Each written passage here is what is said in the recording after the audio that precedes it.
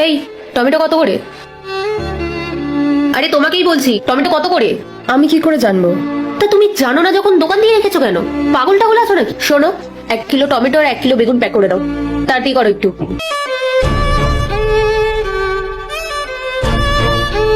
এই নিন। কত হয়েছে? কত হয়েছে এটা তো আমি জানি না।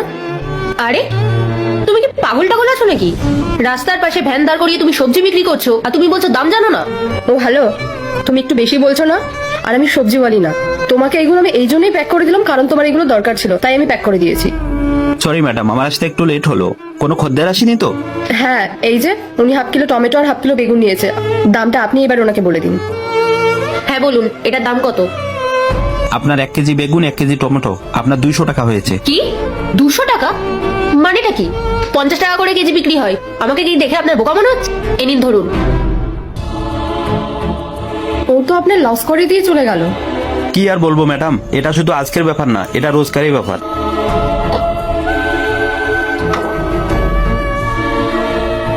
আরে তুমি, আই মিন আপনি? হ্যাঁ, আচ্ছা তুমিই পূজা যেখানে ইন্টারভিউ দিতে এসেছো?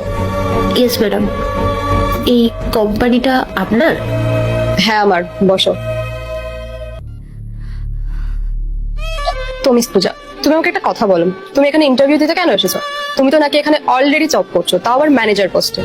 প্লিজ ম্যাম, এসব বলে আমাকে লজ্জা দেবেন না। অ্যাকচুয়ালি কি বলতো, এই ফলওয়ালা সবজিওয়ালা গুলো না এরকমই হয়, এটা জেনে বুঝে বেশি দাম বলে, জানে কোনো উপায় নেই আমাদের কিনতেই হবে।